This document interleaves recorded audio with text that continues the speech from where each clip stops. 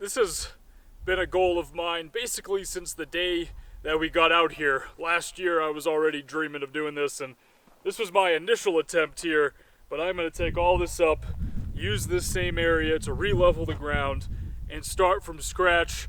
The goal is to just have a nice putting surface. It's going to be a small putting green with quite a bit of fringe all the way around it, and then I want to build a couple of tee boxes to start and essentially make my own pitch and putt golf course out here. It'll all be synthetic turf. We don't really have any access to water, so real grass is not an option, but I want to try to get it to roll true and perform as close to a real putting green as I can.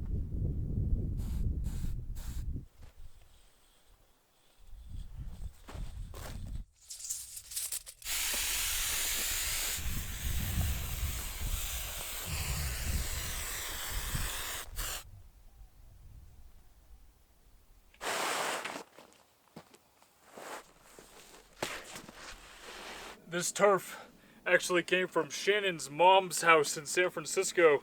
She had the whole backyard at their house done, and I just happened to be there visiting at the time, and they were just going to throw all of this out. The folks that were doing the backyard, they were cutting it up, putting it in trash bags, and I said, wait, I could use that. I could find use for that.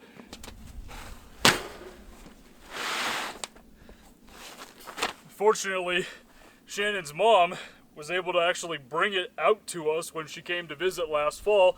Thank you, Jane, for doing that. And now we have a bunch of turf. I can't remember exactly how much it is, though, so I'm going to lay it out now, and then I'm going to mark out the fringe. Like I said, this turf will be for the fringe. For the putting surface itself, I ordered some turf from Amazon. I'll also include links to everything that I've used throughout this project in the description below.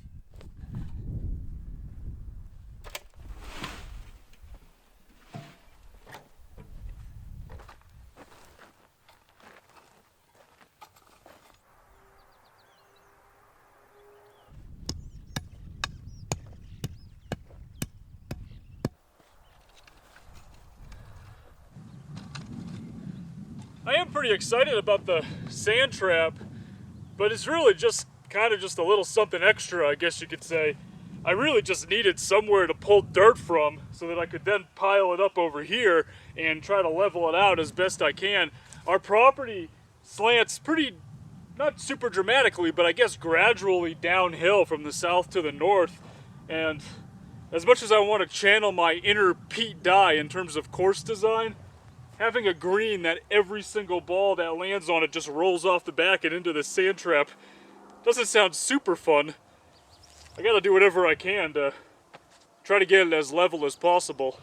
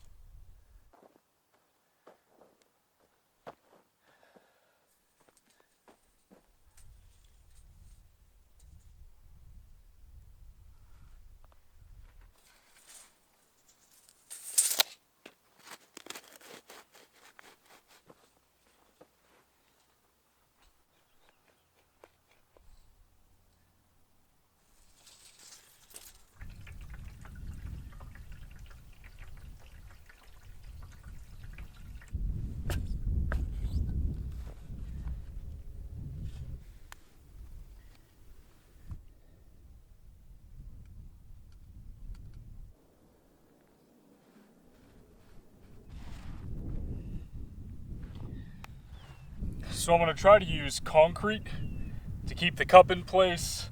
That way if the ground freezes and then thaws, it doesn't move. Also so that weeds don't come poking out all over the place. I've seen a lot of folks do this with turf putting greens. I am going to try to dry pour the concrete. It's just a little tiny area that I'm going to be filling in here, so never done that before. Been watching a lot of videos of it online though. Looks kind of fun. Let's give it a try.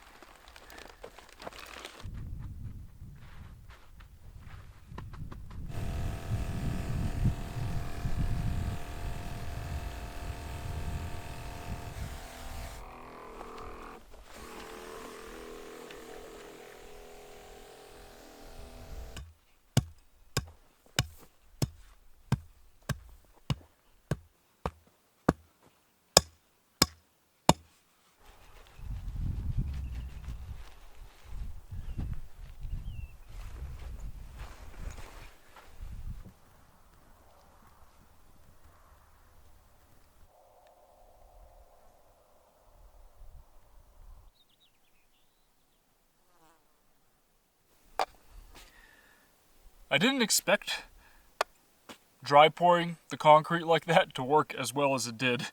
This has firmed up nicely just this afternoon. It's pretty much completely set. These cups are not going anywhere. The next step is to put some weed barrier down. I'm basically going to go over the whole thing with weed barrier and then move on from there.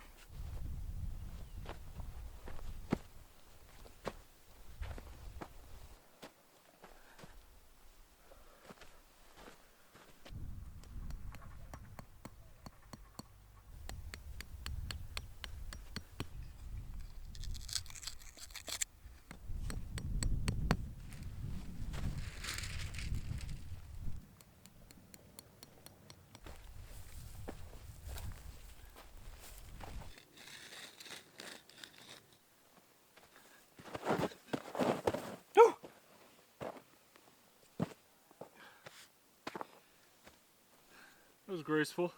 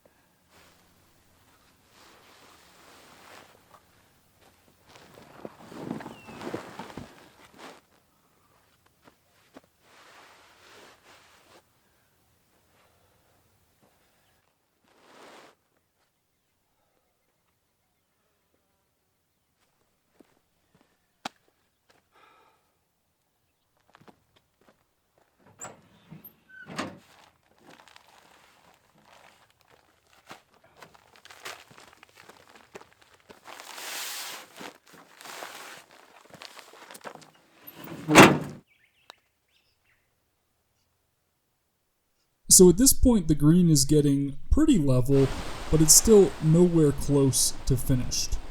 In order for putts to really roll true on this green, I'll need to use more than just leveling sand.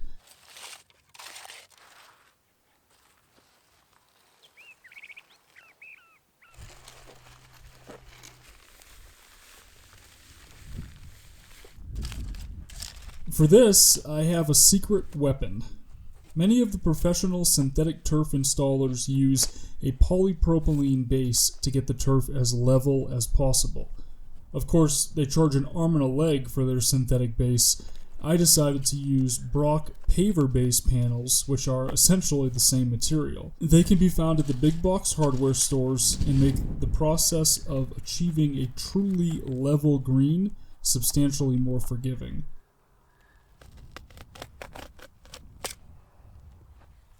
I placed the base panels down on top of the sand after getting it as level as possible, and this should give me a long-lasting level putting surface that will roll true on short and long putts.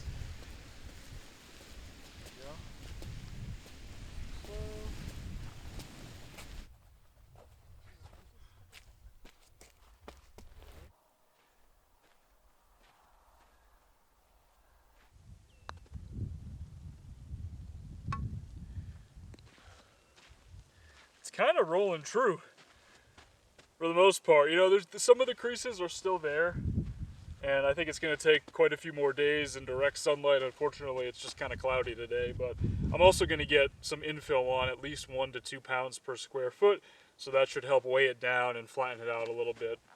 I think it's going to be okay. I was a little worried about the turf at first.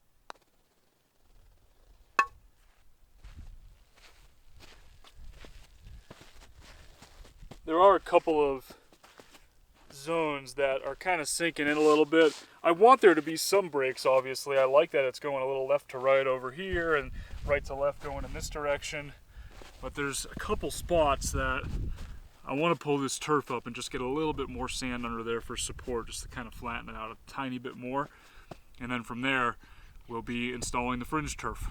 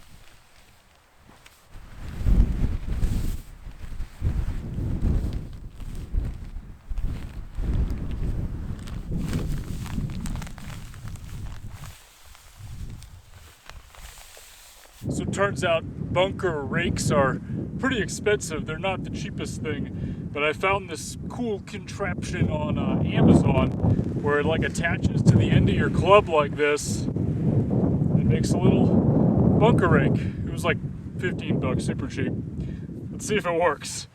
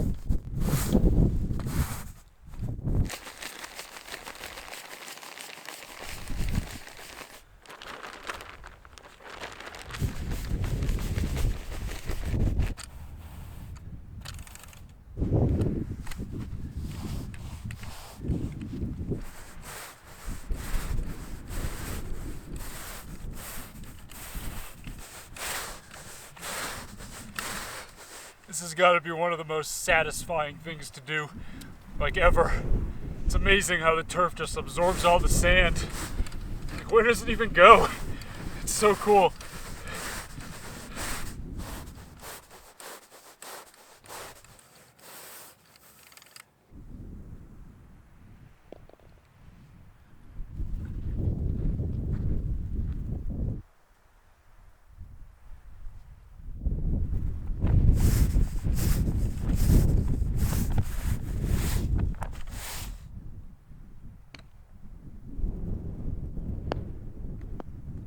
It held. All right, here's the fun part. Got the rangefinder. Got to try to figure out where to put these tee boxes. All right.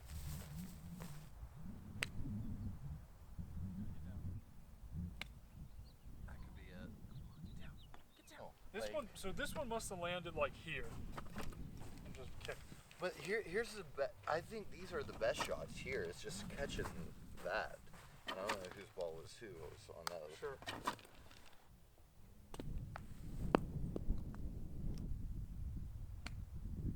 Check. Oh, that was close. That'll work.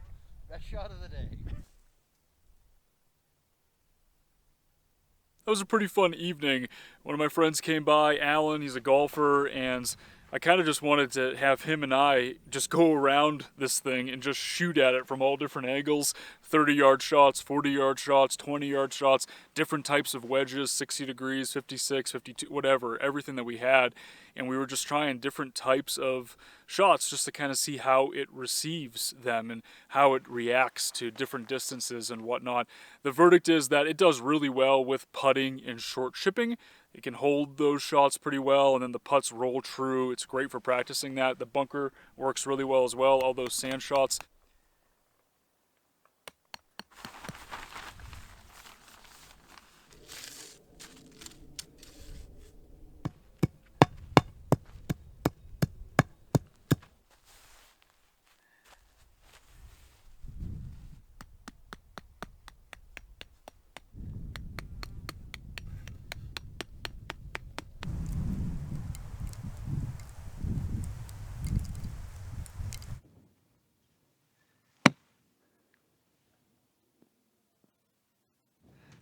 Three holes so far, short pitch and putt holes.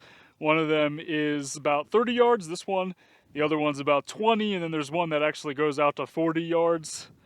This is going to be a work in progress, something I'm going to be adding to all summer and playing around with, improving the tee boxes, probably also adding to the space around the green as well. The green is, like I said, it works really well for putting and chipping, but it's kind of a small target when you're shooting at it from 30 and 40 yards away, and it's very firm. as you would expect. So sometimes you'll hit it right in the middle, and then your ball will bounce off into the desert, and you'll be like, man, that was such a good shot. So what I want to do eventually is probably just pick up some used AstroTurf off like Facebook Marketplace or Craigslist. That you can usually get them from like old soccer fields and football fields and stuff, and then just expand the area, give it like a 3-foot buffer zone all the way around. That way it's a little bit more forgiving. My goal with this project was to keep it under $1,000 total cost. I ended up coming in a bit higher than that at just over $1,100. Some of my materials and tools were left over from the first golf project on the property. The fringe turf was also free 99. Thanks again, Jane. The biggest costs, the putting green turf at about 120 square feet total from Amazon. This was just under $400. This is actually pretty cheap for putting green turf, but the quality overall is definitely lacking compared to the more expensive US manufacturers. Something to keep in mind if you are building your own green. The other big cost was the Brock paver-based panels. These came out to just under $300. All the other costs are leveling sand, place sand for the bunker and infill, turf stakes, weed barrier, bunker turf, the flag, golf cups, etc. Overall, I'm pretty happy with the cost, and I don't think I could have done it much cheaper. I had a little bit of this fringe turf left over, so I decided to add just a couple little like drop zones almost, little areas where you can practice short chips from. Apparently I'm going to need some practice. That checked up nice. Guess I'm going to end this one here. The green itself, I'd say, is basically 100% done, and I'm sure I'll add a little bit to it here and there over the coming months, and I'll keep you guys posted. Pretty excited about this, though. It's going to be nice to be able to just be out here and practice chipping and pitching and putting and that kind of stuff without having to drive an hour all the way to go to the golf course. I think it'll also be a nice addition for folks that are maybe coming to stay out here in the tiny house or anywhere else on the property into the future. Thanks for watching, guys. I'll talk to you all in the next one.